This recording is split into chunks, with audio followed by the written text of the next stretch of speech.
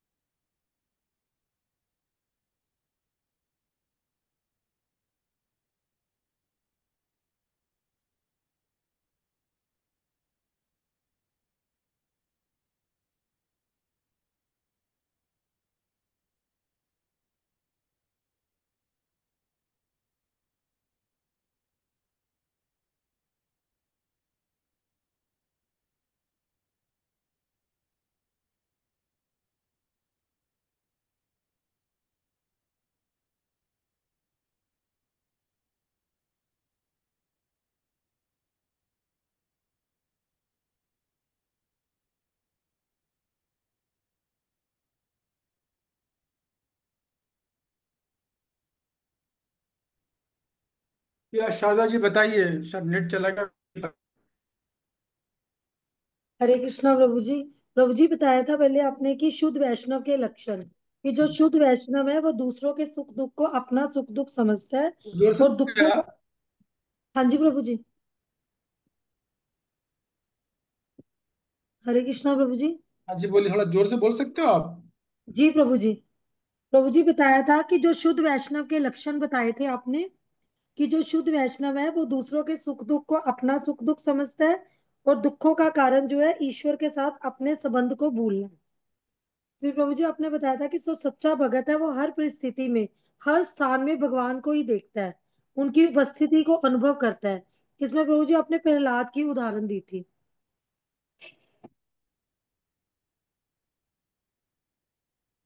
हरे कृष्णा प्रभु जी।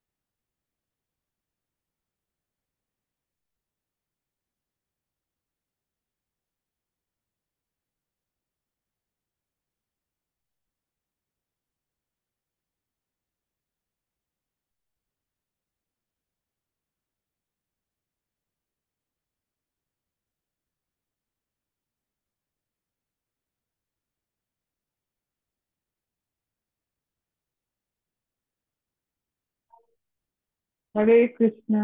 सादर प्रणाम प्रभु जी। सभी माता जी प्रभु जी को सादर प्रणाम। नाम माता जी।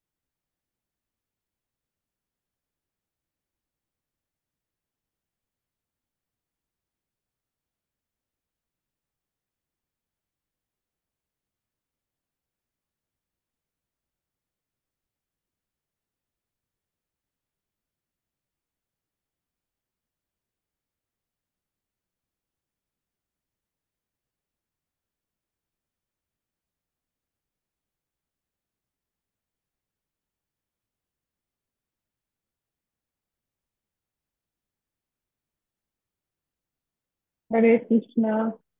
आज प्रभु जी नहीं आए अभी तक ना। अभी जुड़े थे, अभी कोई नेट इश्यू है तो 2 बार डिस्कनेक्ट हो गए, तो थोड़ा वेट करना पड़ेगा।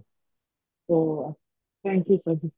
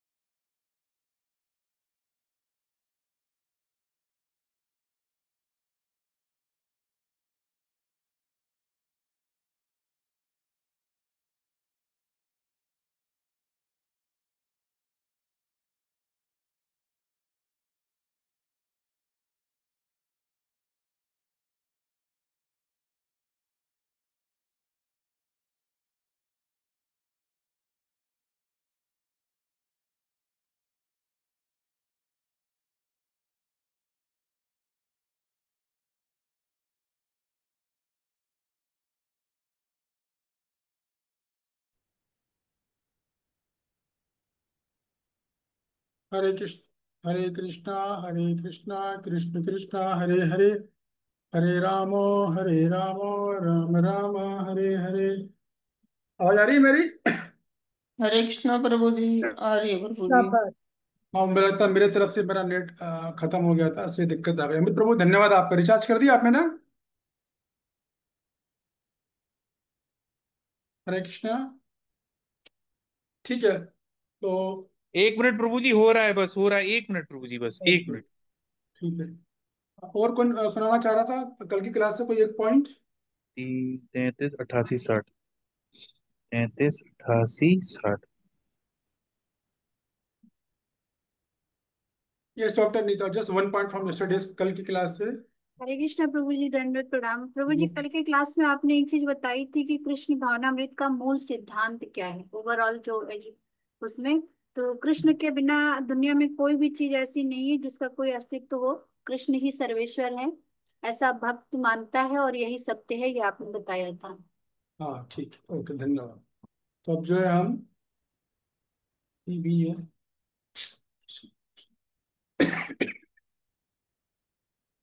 श्लोक क्रमांक 33 से चालू करेंगे, ठीक है? प्रभु जी कर दिया मैंने, देखिए चेक हाँ, करिए आ आगे। गए आ गए आ गए, ठीक है ठीक। धन्यवाद, थैंक यू। तो अर्जुन उवाच, डॉक्टर नीता आप पढ़िएगा। योग्यम योगस्तवया प्रोक्ता साम्येन मधुसूदना, हेत हम न पश्यामि चंचल वस्थितम स्थिराम। पढ़िए, अनम्यूट कीजिए, अनम्यूट। हरे कृष्णा।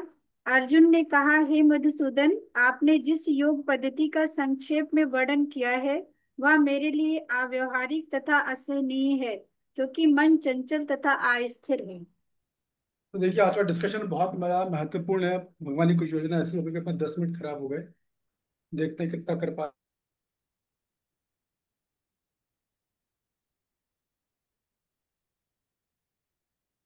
चर्चा किया, भगवान ने अभी तक बहुत कुछ बोला अष्टांग योग के बारे में। सारे उसके रहस्य बताए, कैसे करना है, कितने तरह के योगी होते हैं, कौन योगा रूढ़ा क्या है, योगा रुक्ष क्या है, उनके क्या लक्षण है, सब कुछ बताया भगवान ने। तो सब कुछ सुनने के बाद अर्जुन बोला, भगवान आप जो बोल रहे हो वो सब सही है, इससे मुझे कोई इनकार नहीं है। तो देखिए कैसे कम्युनिकेशन किया जाता है।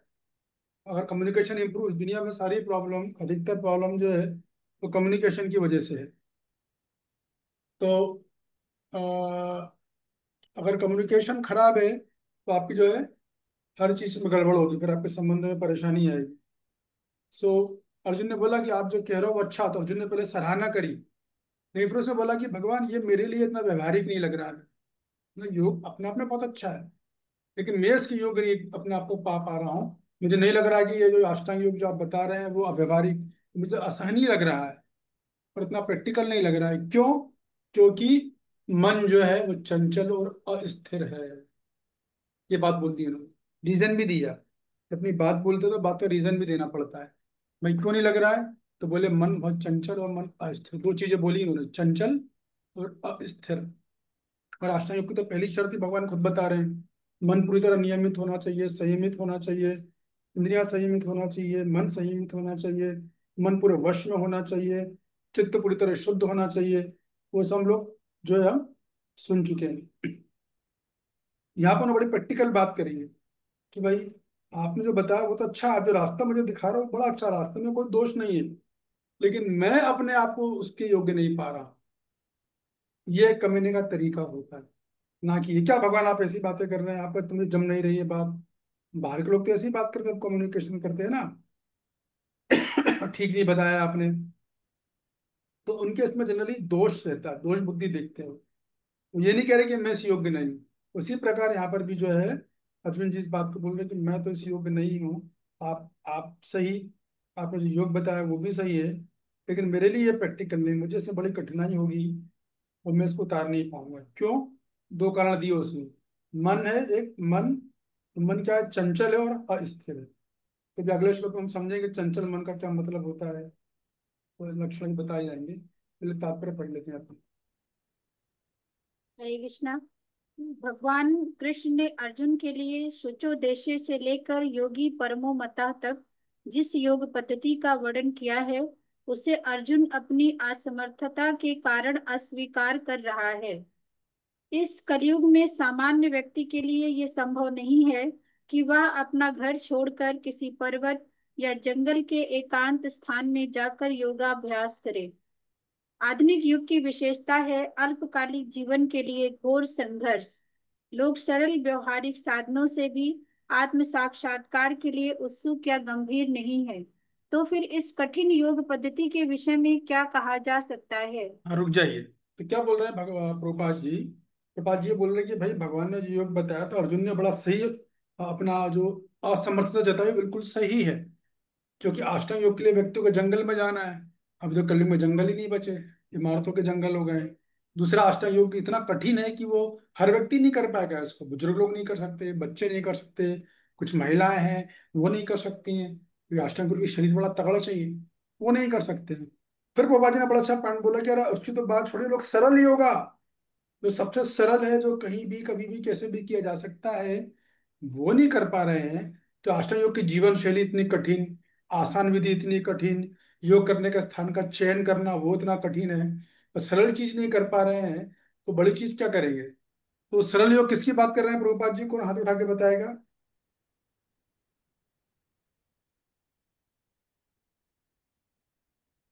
क्या कांता राधारणी माता जी? हरे कृष्ण वैद्यनाथ प्रणाम मुझे भक्ति योग।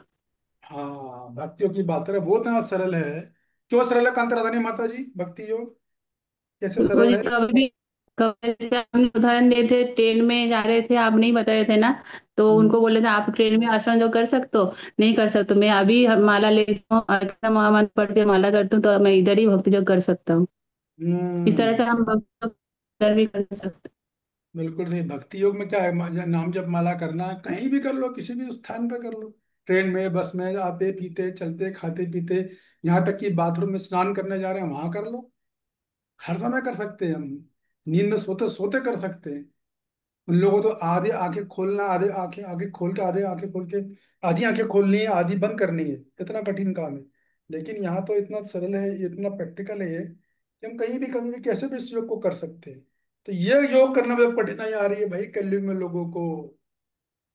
सिर्फ जिह्वा से करना है ये वाला सर, जिह्वा से बस हरे कृष्ण महामंत्र बोलना है, हरे कृष्ण कृष्ण कृष्ण हरे हरे, हरे राम राम राम, वो लोग नहीं कर पा रहे। तो ये आष्टांग योग कहाँ से करेंगे? ये बात बोली, ये बात बोल रहे हैं प्रभुपाद जी। तो अर्जुन ने जो बात बोली वो माइंड के लेवल पे बोली। भगवान तो बहुत कठिन लग रहा है, प्रैक्टिकल नहीं है मेरे लिए ये करना। उन्होंने देखिए योग को दोष नहीं दिया, तो भगवान के ज्ञान को दोष नहीं दिया, उन्होंने ये कहा कि मैं योग्य नहीं हूँ। तो एक सज्जन, ये अच्छा कम्युनिकेशन इस तरीके से होता है।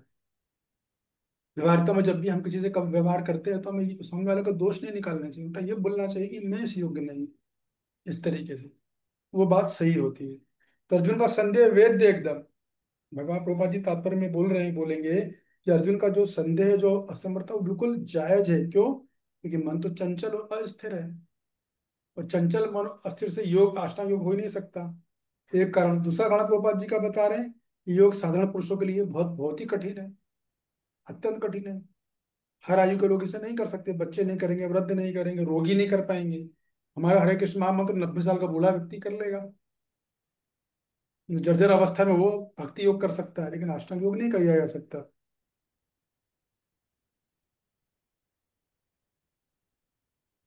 और दूसरी बात ये भी बताई जा रही है कि अब जो बलदेव विद्याभूषण हमारे आचार्य, वो ये कह रहे हैं कि ये एक्चुअली में ऐसा बोल के अर्जुन जी क्या कर रहे हैं, अपनी ये अर्जुन की स्वाभाविक विनम्रता है।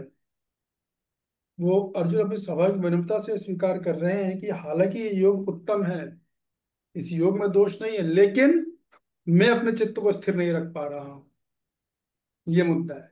तो अर्जुन जब ये बोल रहे हैं कि मैं अपने चित्त को स्थिर नहीं रख पा रहा हूँ, तो वो किसकी बात कर रहे हैं, डॉक्टर नीता?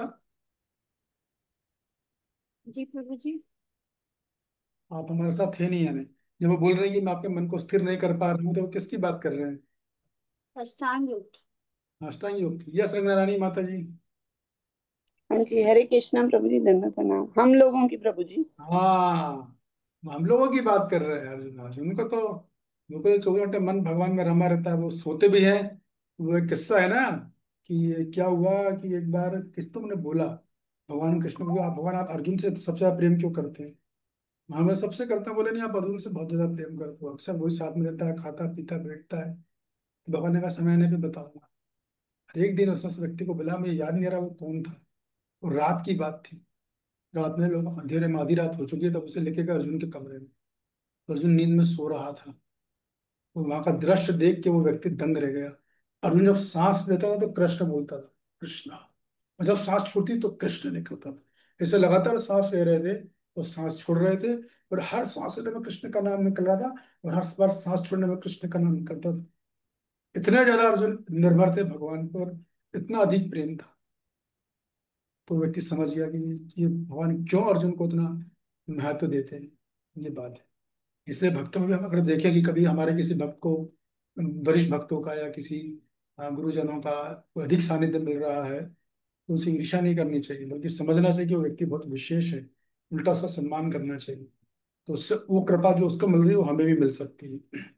अगर ईर्ष्या द्वेष करेंगे तो हमारी नुकसान होगा, उसका तो कुछ नुकसान नहीं होना है, हमारा नुकसान होगा। और रमणोचार्य ने बड़ी अच्छी बात बोली है। रमणोचार्य ने, हमारे आचार्य परंपरा के, वो ये बोल रहे हैं कि देखिए अर्जुन जब ये बोल रहे हैं कि मेरा जो है मन चंचल है, इसलिए मैं इस योग को करने में कठिनाई महसूस कर रहा हूँ, तो ऐसा करके अर्जुन क्या स्थापित कर रहे हैं? अर्जुन इस सिद्धांत को बता रहे हैं कि मन को नियंत्रित करने के लिए, चित्त को शांत करने के लिए योग पर्याप्त नहीं है, साथ में भक्ति भी आवश्यक है। जब तक भक्ति नहीं होगी तब तक चित्त शांत नहीं होगा, तब तक मन शांत नहीं होगा। तो देखिए किसी भी योग में हम लोग जब भी करते हैं, तो अष्टांग योग, चारों योग में सबसे बड़ी बाधा क्या? मन की चंचलता ही सबसे बड़ी बाधा है ना। मन की चंचलता ही सबसे बड़ी बाधा है।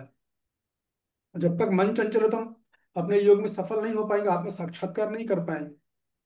तो उसको कैसे करना है, कैसे मन को रोकेंगे, वो अगले श्लोक में हम चर्चा करेंगे, बताएंगे भगवान।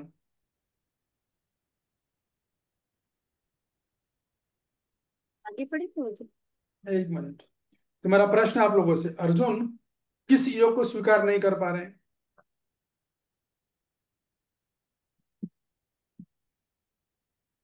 यस, सुनैना कृष्ण माता जी। हरे कृष्ण प्रभु जी, प्रणाम प्रभु जी। अष्टांग योग। हाँ, उसका अर्जुन स्वीकार नहीं कर पा रहे हैं। लेकिन कभी ये मत सोचना कि अष्टांग योग बड़ा नीचा है या दूसरे दर्जे का, ऐसा कहीं मत सोचिएगा। भगवान बता रहे हैं उच्च कोटि का है। लेकिन हम लोगों के लिए अर्जुन जी हमारी तरफ से प्रतिनिधित्व कर रहे हैं आज के समय में हम लोग उतना व्यवहारिक नहीं, ये बात है, ये बात आ रही है। लेकिन योग में दोष नहीं, अर्जुन ने दोष नहीं निकाला है, इस बात को समझ जाइएगा। तो आगे के तात्पर्य में पढ़ता हूँ। यहाँ से पढ़ोगे, आपको 5,000 वर्ष पूर्व दिखा आपको? जी, यदि 5,000 वर्ष पूर्व, हाँ हाँ। यदि 5,000 वर्ष पूर्व ऐसा था तो आधुनिक समय के लिए क्या कहना। जो लोग विभिन्न तथा कथित स्कूलों तथा समितियों के द्वारा इस योग पद्धति का अनुकरण कर रहे हैं, भले ही संतोषजनक प्रतीत हो, किंतु वे सचमुच ही अपना समय गंवा रहे हैं। वे अपने अभीष्ट लक्ष्य के प्रति सर्वथा अज्ञानी हैं। हमने कहाँ से पढ़ा, नीचे से पढ़ा क्या? अच्छा इसमें ठीक है, ठीक, कोई बात नहीं, बराबर है। तो वही बात है कि 5,000 वर्ष पूर्व तो इतनी सुविधाएं थी, इतना दुष्ट आज के ऐसा मन प्रभावित दुष्ट मन को दुष्प्रभावित छोड़ने वाला भोजन, ऐसा सोशल मीडिया जो मन को सबसे अधिक डिस्टर्ब करने वाला, सबसे अधिक यदि मन को कोई डिस्टर्ब कर रहा है तो वो सोशल मीडिया। और मैं आपको अभी से बता दूं कि आने वाले टाइम आप देखिएगा जल्दी ये सोशल मीडिया सबसे अधिक आत्महत्या का कारण बनने वाला है।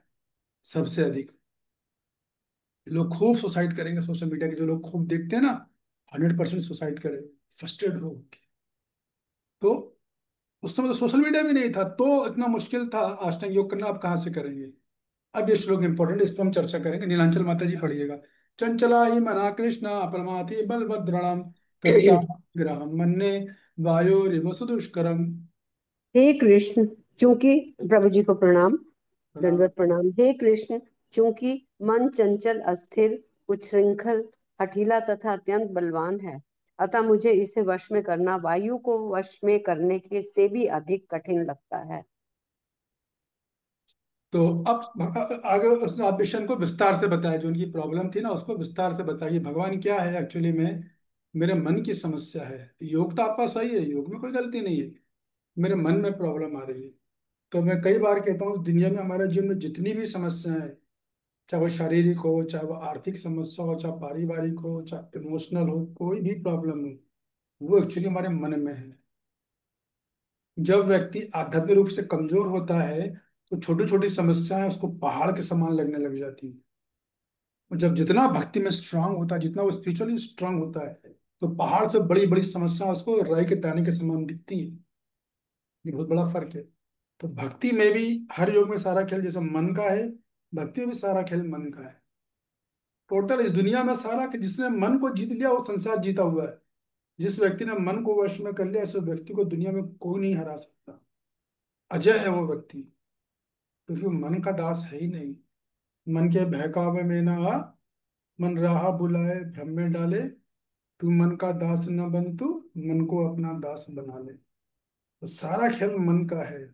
तो साधक होने के नाते हम लोगों से अपेक्षा की जाती, कम से कम इस लायक तो बने हम कि हम अपने मन को, खुद के मन को डील करना सीख जाए। इतना भी यदि हमने कर लिया तो समझ जाएगा हमने अपने जीवन की 90% प्रॉब्लम पे विजेता प्राप्त कर ली है। भली प्रॉब्लम हो सकता हो कि ना खत्म हो, कोई दिक्कत नहीं, लेकिन वो होते भी हमें डिस्टर्ब नहीं करेगी। और हो सकता है रहे जीवन में, जरूरी नहीं खत्म हो, लेकिन फिर हमें प्रभावित नहीं करेगी यदि हम अपने मन को डील करना सीख गए तो। और ये मैं सोचता हूँ कि इतनी मेहनत जो मैं आप लोगों को पढ़ा पढ़ा के कर रहा हूँ, इस श्लोक में बोलने वाला हूँ मैं काफी कुछ, तो ये अगर आपने कर लिया तो मैं सोचूंगा एक्चुअल सक्सेस है मेरे प्रयास की, जो मैंने इतनी मेहनत कर करके आप लोगों को पढ़ाया है। अगर इतना भी आप कर गए ना, तो ये वास्तविक सफलता ये मानता हूँ मैं, कि अपने मन को डील करना आप सीख गए। मन को डील करना सीख गए, इसका मतलब क्या है? अरे विजेता हो गए, फिर तो आप सिकंदर, फिर आप अजय हो, फिर आपको दुनिया में कोई डिस्टर्ब नहीं कर सकता, बिंदास चलोगे आप, फिर किसी की जरूरत भी नहीं रहती। सच बात तो ये, जिस व्यक्ति ने मन को अपना दोस्त बना लिया, उसे दुनिया में किसी की जरूरत नहीं, किसी कंपनी की उसको जरूरत नहीं। क्योंकि मनी, गीता में हम पिछले अध्याय में पढ़े, मनी हमारा सबसे बड़ा शत्रु है और मनी हमारा सबसे बड़ा मित्र है, जो हम पढ़ चुके हैं। तो देखिए इस श्लोक में अर्जुन ने मन के 4 लक्षण बताए। ठीक है, क्या क्या लक्षण बताए वो नीलाचल माता जी? मन चंचल, हम्म। अस्थिर, हम्म। उच्छृंखल, हठीला। 3, मन चंचल, अस्थिर, उच्छृंखल, हठीला। तो 4 बताए, चंचल है एक, दूसरा उच्छृंखल, उच्छृंखल मतलब उद्दंड है, तीसरा बलवान हठीला है है, और चौथा और है बलवान। चौथा बलवान है। ठीक है, ये चार लक्षण बताए मन मन के, और यही प्रॉब्लम कर रहे हैं सारी। तो जो इन चार लक्षणों को समझ जाएगा, मतलब अर्जुन ने अपनी बीमारी खुद ही बता दी भगवान के सामने, भगवान ये मेरा रोग है, अब इलाज आप करो, अब बताइए क्या इलाज है। तो अर्जुन इतने बुद्धिमान थे कि मन को समझ, अपने मन के रोग को समझते थे। दुनिया में अधिकतर लोग मनोरोगी ही हैं, अधिकतर लोग, मैं लोगों से मिलता हूँ, ये देखता हूँ अधिकतर लोग मनोरोगी हैं। चंचल मन किसे कहते हैं? तो वो चंचल मन का, चंचल का ये होता है कि जो है लगातार इधर उधर भागने वाला है, हिलने डुलने वाला, उसको बोलते हैं चंचल। कि छोटे बच्चे होते हैं ना, कहते हैं ये बच्चे बड़ा चंचल है, क्योंकि वो एक सेकंड भी एक जगह रुकेगा नहीं, बार बार कहीं बाएं घुस जाएगा, कहीं दाएं घूम जाएगा, कहीं बिस्तर में कूदेगा, कहीं नीचे कूदेगा, ऐसे। बंदर, आप लोग ब्रज में आते हो तो आप देखते होगे, बंदर बहुत ही चंचल होता है, बंजल बंदर का मन। उसकी मुंडी लगातार चारों दिशा में घूमती ही रहती है।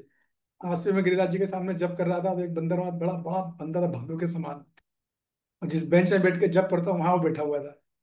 मैंने कहा अभी से हटाया नहीं तो मैं जब नहीं कर पाऊंगा, क्योंकि हाँ ये पता नहीं कहाँ हमला करे। तो मैंने घी तरह से वो पत्थर तो उठा कर उसको भगाया, वो समझ गया वो। तो वो क्या किया, पेड़, मैं पेड़ के नीचे बैठा था, ऊपर जाके बैठ गया एकदम। और फिर मैंने कहा, थोड़ा दूर था, मैंने कहा अब चिंता नहीं। फिर मैं जब करते देख रहा था, इतनी हर वो सेकंड में अपनी करवट बदलता है, लेफ्ट साइड होगा, फिर दाई साइड हो जाएगा, बड़ा सा सोने की व्यवस्था करी जगह, तो तुरंत पलट गया। फिर बाएं देखने लगा, कूद के दूसरी डाल पे चढ़ गया, फिर नीचे कूद गया, फिर पानी में कूद गया, कुछ तो भी कर रहा था वो। तो मन बहुत ज्यादा चंचल होता है, बंदर की तरह, बंदर कूद फान करता है वैसे ही। तो क्या करता है मन भी, कभी की आप देखोगे, हमारा मन बंदर की तरह चंचल होता है इन जनरल, साधारणतया। तो कभी कभी वो इंद्रिय सुख की मांग करेगा, अचानक से मन में विचार आएगा, चलो चट पकौड़ी खा लेता हूँ, मैं आ गया उसके मन में, चल दिया वो। मन के गुलाम है हम लोग, उठाई बाइक, चलो चट पकौड़ी खा के आ गए, कहीं भी कुछ भी खा लिया।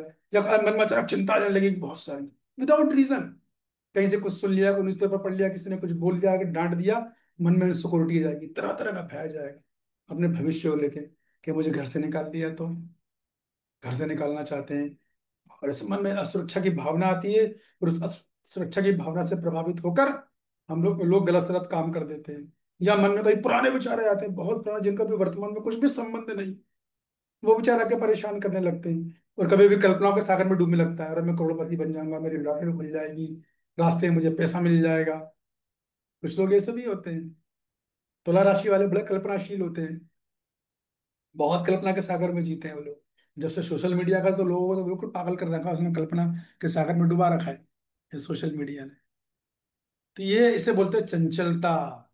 तो मन का पहला लक्षण क्या? मन चंचल है, ये सबसे पहला लक्षण।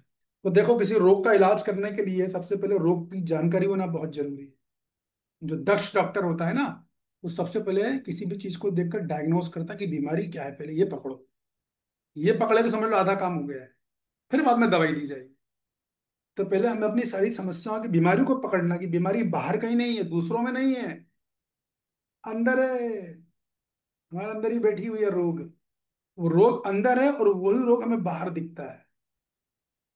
जैसा हम अंदर सोचते हैं ना, वैसे ही हमें दुनिया वाले दिखते हैं, दुनिया दिखती है वैसे। इंग्लिश में बोलते हैं, this world is mirror of our over consciousness.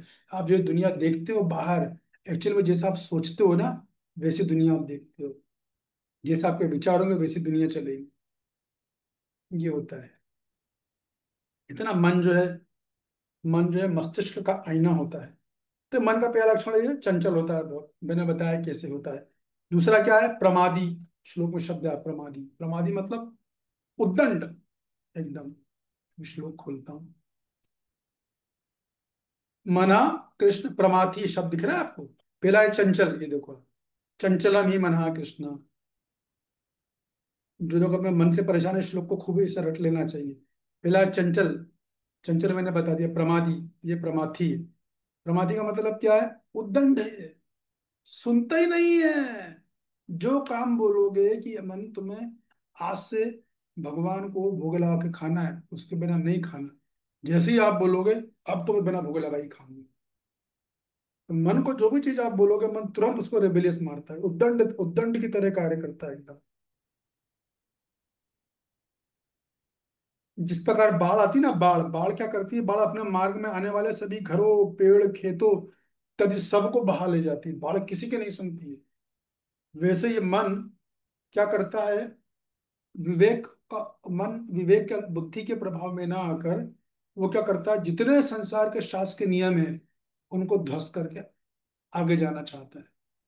जो भी आप बोलोगे ये काम गलत है, ये काम मत करो, मन उसको तोड़ना चाहता है। जो नियम है संसार के, भगवत गीता के नियम है, उनको तोड़ता है। जैसे बाढ़ अगर टूट गई, आग निकल गई, तो फिर किसी की सुनती नहीं, सारे बांध को तोड़ती हुई चली जाती है। उद्दंडता बोलते हैं इसको। फिर बलवान, मन बहुत बलवान, चंचल ही मना कृष्णा प्रमादी बलभद्रम, बहुत बलवान का मतलब क्या है कि मन की इच्छा शक्ति इतनी बलवान होती है कि कभी कभी साधक भी उसका विरोध नहीं कर पाते, इतने बलवती होती है। साधक बोलता है ये काम नहीं करना, लेकिन मन बोलता नहीं मैं तो करना ही है ये। वो 10 लॉजिक दे देगा आपको गलत काम करने के। मन बोलेगा नहीं क्लास अटेंड करो, नहीं नहीं मैं तो सोऊंगा, क्या मिलेगा उस क्लास में सुनने से, बढ़िया सोएंगे, चलो को टीवी देखेंगे, सोशल मीडिया पे चलेंगे, कुछ खाने चलते हैं, किसी से मिलने चलते हैं, चलो उसको फोन लगाते हैं। ऐसा मन बोलेगा। मन बहुत बलवान है, इतना बलवान है कि वो हमारी अच्छी साधक की अच्छी बातों को भी दबा देगा। मतलब जैसे मान लो दो खिलाड़ी होते हैं ना, मान लो बॉक्सिंग में दो खिलाड़ी, एक बहुत मोटा तगड़ा बलवान बॉक्सर हो, 20-25 साल का, और दूसरा खिलाड़ी कितने का, 5 साल का।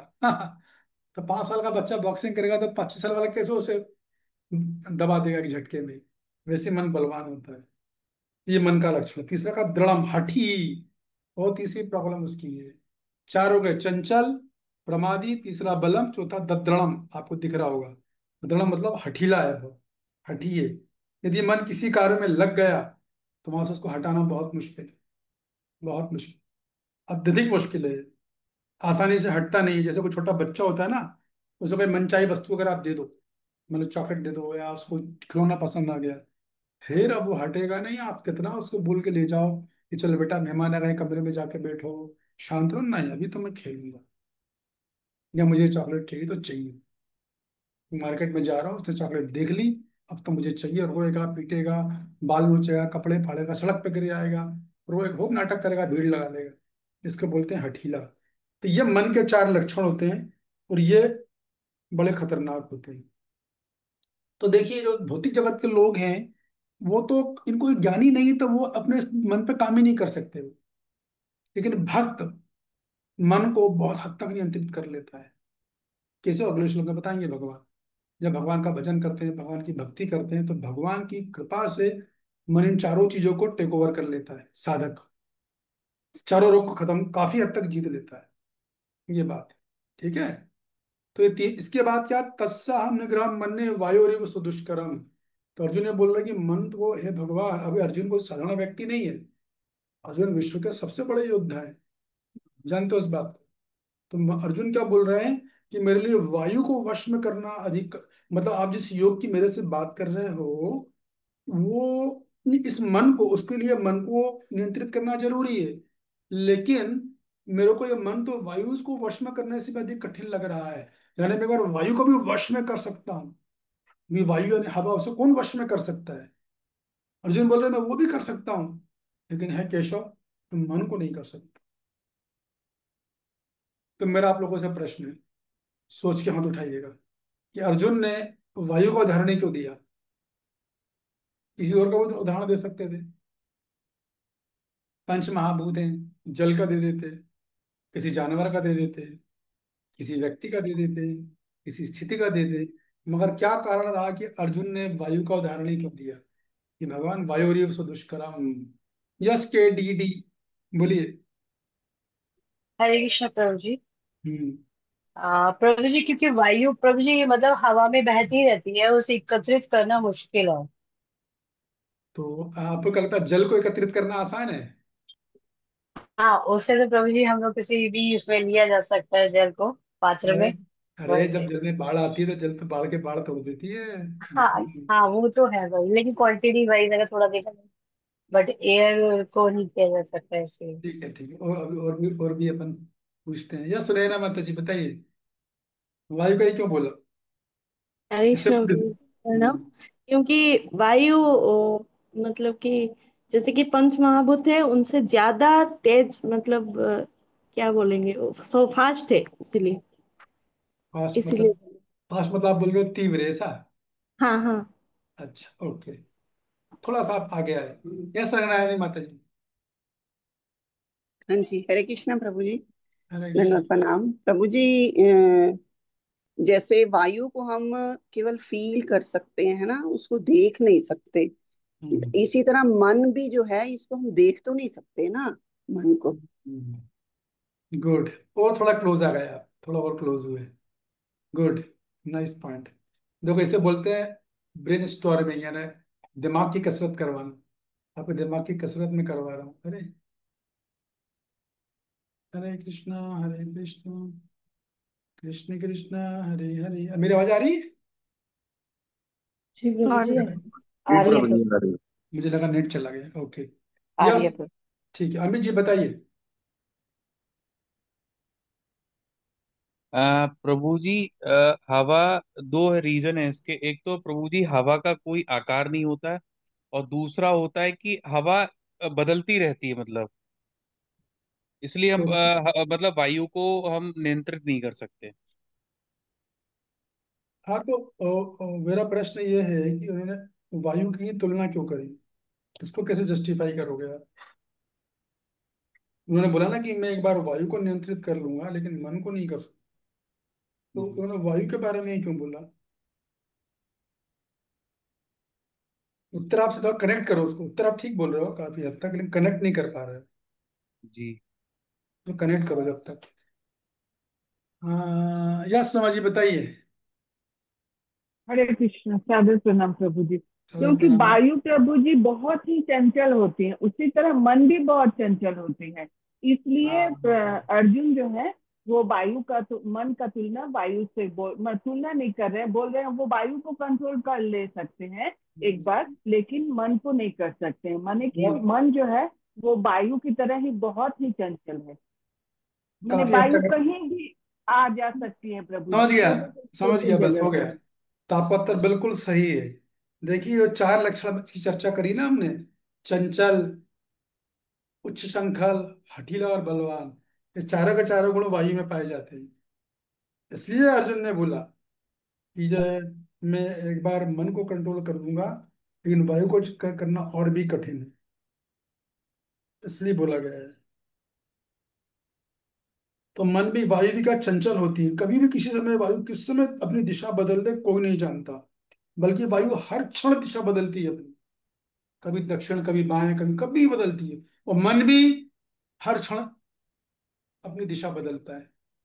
कभी घर पे, कभी दुकान में, कभी घर, कभी किसी में, कभी किसी में, कभी किसी वस्तु में, कभी किसी व्यक्ति में बदलता है मन। ये मन का स्वभाव होता है। और तीसरा, जैसा कि रंगनानी माता जी ने बताया कि मन भी अदृश्य है, वायु भी अदृश्य है, दोनों अदृश्य है। तो जिस प्रकार वायु को नहीं पकड़ा जा सकता उस प्रकार मन को भी नहीं पकड़ा जा सकता है। लेकिन जिस प्रकार वायु को पकड़ा नहीं जा सकता, लेकिन उसका प्रभाव हर जगह रहता है। वायु आपके कमरे में भी है, मेरे कमरे में भी, आपके शरीर के अंदर भी है, आपके शरीर के बाहर भी है, लेकिन अदृश्य। उसी प्रकार मन भी है। मन अदृश्य है और मन को पकड़ नहीं सकते आप, लेकिन दिखता नहीं है। कहता आज मेरा मन बड़ा खराब है, तो कहीं का कहीं कोई आम हो तो बोलो आम खराब हो गया। मन क्या खराब, कोई दिख रहा है क्या? नहीं दिख रहा है, लेकिन बोलते हैं। इसी प्रकार एक बार जल को तो फिर भी बांध सकते हो। जल के डैम बने होते हैं ना, नहीं बने होते, जल को आदमी फिर भी बांध देगा। वायु को बांधना तो बहुत दुष्कर है। कभी सुना है ऐसा कोई सिस्टम बोला कि हवा को बांध दिया? नहीं बांधा गया। अगर हवा को बांध ले और मनुष्य, तो फिर आंधी तूफान ये सब आने ही बंद हो जाए। वायु को नहीं बांध सकते आप, ये बात है। वायु बलवान होती है। वायु जब तूफान आंधी के रूप में आती है तो बड़े बड़े पहाड़ों पर्वतों तक को फोड़ देती है, उनकी जड़ें हिला देती है, पर्वतों बड़े बड़े पहाड़ों की। तो मन का भी ऐसा ही है। मन जब निर्णय ले लेता है तो वो हमारे बड़े बड़े निर्णयों की जड़ें हिला देता है। हमारा जब हमने संकल्प लिया उस तक की जड़ें हिला देता है। ऐसा होता है। और वायु का वेग अनियमित होता है। कभी तेज होगा फिर स्लो हो जाएगा, कभी जितना तेज था उससे अधिक तेज हो जाएगा, फिर एकदम स्लो हो जाएगा। उसी प्रकार मन का वेग है, धीरे, बहुत धीरे, तेज, बहुत तेज, फिर एकदम स्लो हो जाएगा। तो आप एंटिसिपेट नहीं कर सकते, ये बात है। तो मन के जो गुण है वो वायु में पूरे मिलते हैं। इसलिए अर्जुन ने बोला वायु दुष्करम। अर्जुन ने वायु से तुलना की है मन की।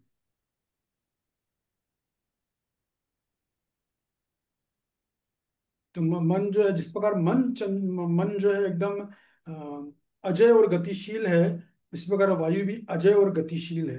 जबकि जो बाकी का अग्नि, जल और पृथ्वी है, इनको इनको तो वश करने के तरीके हैं, इनको वश में किया जा सकता है, लेकिन वायु को तो वश में नहीं किया जाता, पूरी तरह से स्वतंत्र है। अब यहाँ से हवा पाकिस्तान में भेजो तो हम रोक सकते हैं क्या? हम अपना जल पाकिस्तान को नहीं दे सकते, हम वो रोक सकते हैं, अग्नि रोक सकते हैं, धरती रोक सकते हैं, लेकिन वायु नहीं रोक सकते। इस वजह से जो है तुलना की गई थी, ये मेन बात थी। तात्पर्य पढ़िए, कौन पढ़ रहा था? जी प्रभु जी, मैं पढ़ रही थी। हाँ पढ़िए। नीला सिंह दास। हाँ जी। मन इतना बलवान तथा दुराग्रही है कि कभी कभी ये बुद्धि का उल्लंघन कर देता है, यद्यपि उसे बुद्धि के अधीन माना जाता है।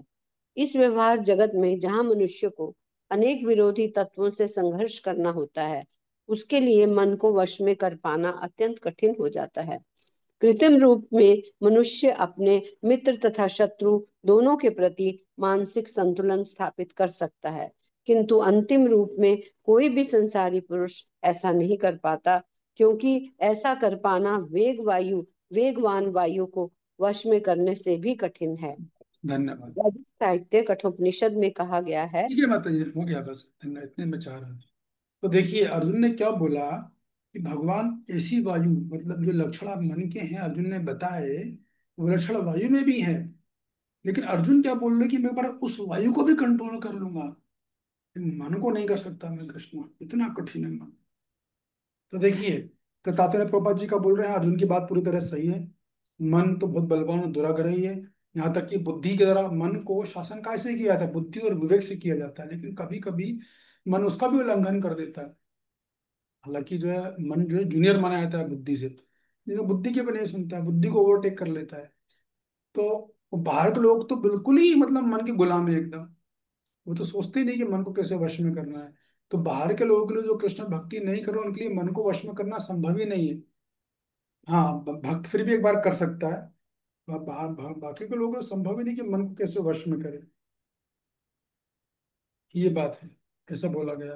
तो प्रभाई तात्पर्य में क्या बोलेंगे कि मन को कंट्रोल करना क्या है?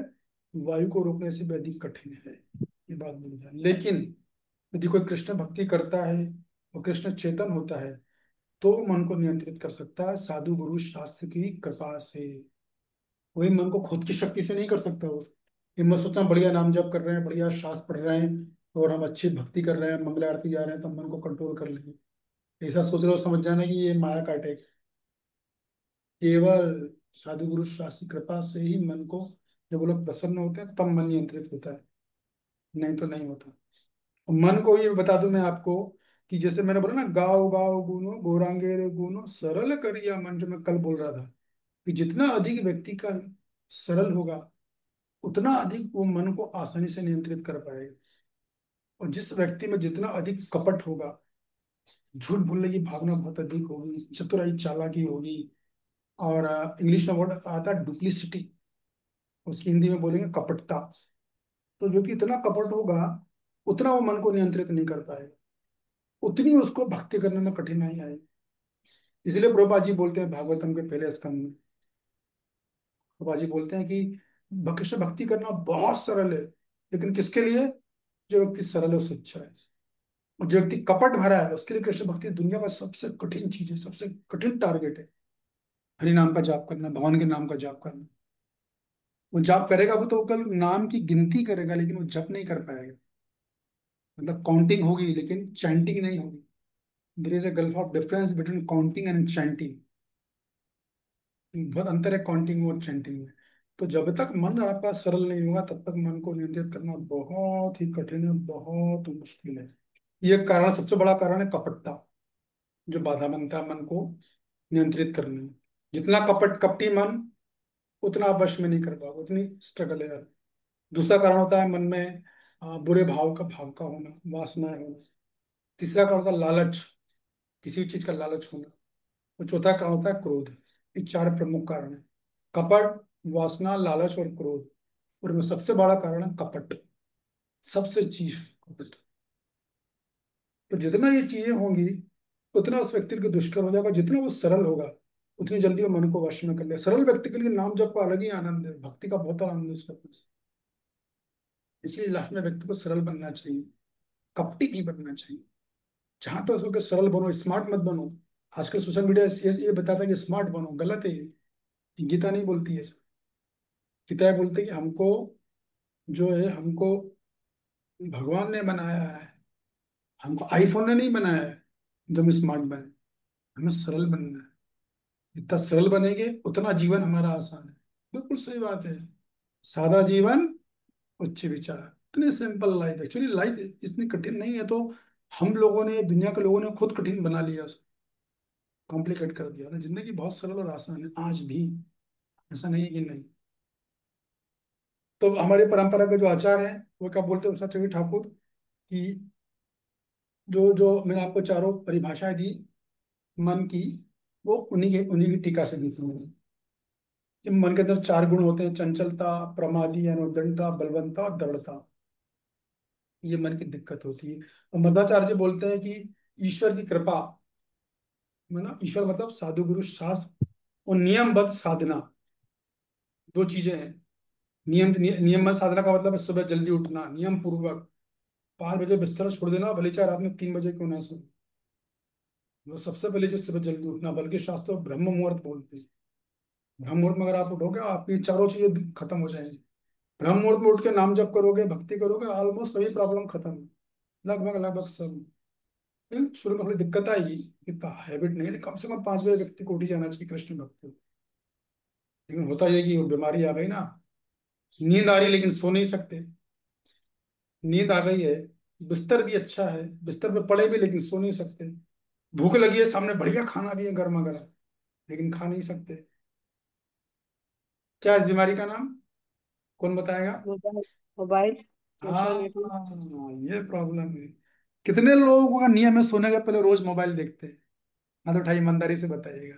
कपटता नहीं चलेगी इसमें, सरलता चलेगी। जिनका नियम है सोने के पहले मोबाइल देखना ही देखना है।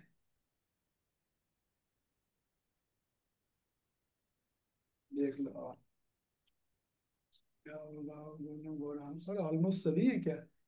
क्या दूसरे बाल में करूँ, मेरा भी ऐसा ही है। लेकिन देखिए, मेरा एक नियम है। मैं क्या करता हूँ हरि कि बोल, हरि बोल, क्या हो गया? हरि बोल बोले प्रभु जी। अच्छा, किसने बोला है हरी बोल? मैं सोमा प्रभु जी। ओके ओके, ठीक है। तो देखिए, एक तो ये है, तुम्हारा हाथ हटा लीजिए अपना। तो करना क्या चाहिए, आपका टाइम फिक्स होना चाहिए। देखिए, आज के जमाने में ऐसा है कि हमारा थोड़ा सोशल मीडिया में टच होना भी जरूरी है, अपने आप को अपडेट करने के लिए, क्योंकि समय पूरी तरह बदल चुका है।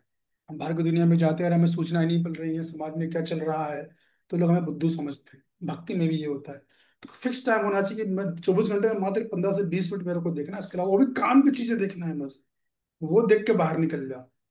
ये काम सरल व्यक्ति ही कर पाएगा। जटिल व्यक्ति तो वो जितना घुसेगा उतना मन खींच लेगा वो मीडिया, उसको 3 घंटे कब गए पता ही नहीं है उसको।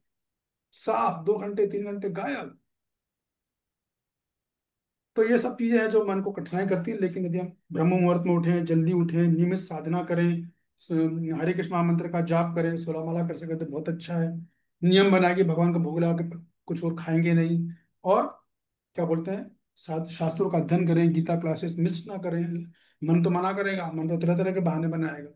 इतनी परेशानी है जीवन में, कहाँ क्लास सुन रहे हो तुम? मन का तो काम यही है भाई। मन हमारा हमारा सबसे बड़ा कोई दुश्मन तो मन ही है। हम चर्चा कर चुके अपनी पिछली क्लासेस में। तो ये सब करके इस नियमित साधना, साधु गुरु शासी कृपा से हम बलवान से बलवान मन को भी नियंत्रित कर सकते हैं। वरना मन तो तितली के समान है। ये तितली, देखते हैं आप, एक फूल पे कितनी देर बैठती है? एक सेकंड भी नहीं बैठती। तो दूसरा फूल पे, वो तीसरे फूल पर, चौथे फूल पे जाती है। ऐसा तितली करती है। तितली के समान, वो परेशान नहीं करेगा। तो उसका हल भी भगवान देंगे। अभी अर्जुन ने बता दिया ना सब कुछ है, तो कल हम चर्चा करेंगे, भगवान उसका हल भी देंगे। लेकिन हमने तो ऑलरेडी मध्वाचार्य की टीका से ले लिया। नियमित साधना और साधु गुरु शास्त्री कृपा, उससे आपका काम आसान हो जाएगा।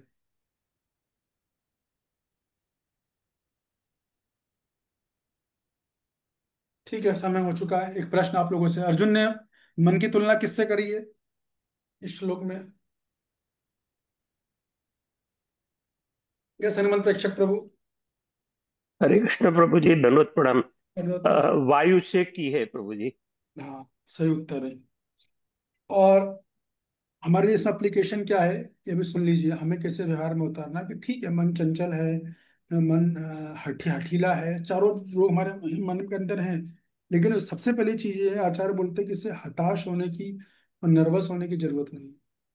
सबसे पहला काम ये करना है, मैंने पहले भी चर्चा करी है। हताश होने की जरूरत नहीं है। नियमित साधना करें, शास्त्र अध्ययन करें, जैसी कृपा मिलेगी बहुत हद तक हम मन को अपने नियंत्रण में कर लेंगे। ठीक है। एक्चुअली आज मुझे 3 श्लोक करने थे, 36वां श्लोक भी करना था, लेकिन वो हो ही नहीं पाया, कनेक्शन आ गया ना, इसलिए। कृपया सुने ना, मतलब प्रश्न है आपका, पूछिए। एक क्वेश्चन लूंगा आखिरी बस, क्योंकि फिर मेरे को जाना है अगले बैच में तुरंत। जी प्रभु। जी। प्रभु जी यहाँ पे जो एक है उच्छृंखल, जो प्रभुपाद ने दिया है, उसका सही मीनिंग क्या है प्रभु? प्रमाथि उद्दंडता। का। हाँ। उद्दंडता मैंने बताया ना, उद्दंडता या अनुशासनहीनता। जी जी। जी प्रभु जी, धन्यवाद प्रभु। हरे कृष्ण। ये तो मन का बहुत बड़ा रोग है, अनुशासनहीनता।